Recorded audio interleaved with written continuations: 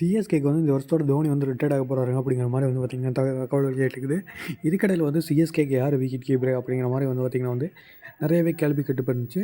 இந்நிலையில் வந்து சஞ்சு சாம்சன் சிஎஸ்கேக்கு வருவார். அப்படி இல்லைன்னா வந்து துரு ஜோயிலோ இல்லை வந்து ஜிதேஷ் சர்மாவையோ வந்து பார்த்திங்கன்னா வந்து ஆக்ஷனில் வந்து சிஎஸ்கே வாங்க போகிறாங்க அப்படிங்கிற மாதிரி வந்து பார்த்திங்கன்னா வந்து சொல்லியிருந்தாங்க.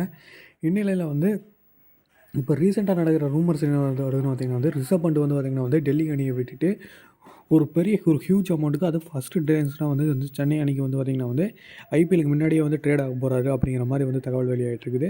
இதுக்குள்ள அஃபிஷியல் அனௌன்மெண்ட் வந்து பார்த்திங்கன்னா வந்து இன்னும் பொறுத்து தான் வந்து பார்க்கணும்.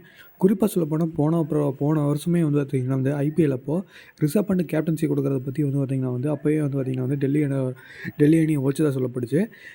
ரிக்கி பாண்டிங் தான் வந்து பார்த்திங்கன்னா வந்து மேனேஜ்மெண்ட்டை வந்து கன்வின்ஸ் பண்ணி ரிஷப் பண்ட்டுக்கு வந்து கேப்டன்சி கொடுங்க அப்படிங்கிற மாதிரி சொல்லியிருந்தாரு. அதுக்கு தகுந்தாப்படி ஒரு கேப்டன்சி மாவட்டும் அதே மாதிரி பேட்டிங்கும் நல்லாவே இருந்துச்சு.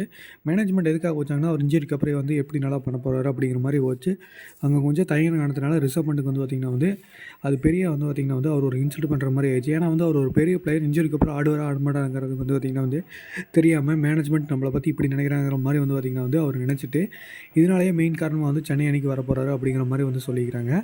சென்னை அணிக்கு விக்கெட் கீப்பர் தேவைப்படுது. அதே மாதிரி வந்து பார்த்திங்கன்னா வந்து சென்னை அணியில் வந்து கேப்டன்சி இல்லைனாலுமே ருத்ராஜ் கேவாடு கீழே ஆடுறக்கும் வந்து பார்த்திங்கன்னா வந்து ரிஷப் பண்ட் வந்து பார்த்திங்கன்னா சம்மஸ்டாருமே ரிஷப் பண்ட்டுக்கு வந்து பார்த்திங்கன்னா வந்து ஆனால் ரிஷப் பண்டோட கண்டிஷன் என்ன அவர் ஃபஸ்ட் டென்ஸில் வந்து ரிட்டர்ன்ஸ் பண்ணணும் அப்படிங்கிற மாதிரி வந்து சொல்லிக்கிறாங்க.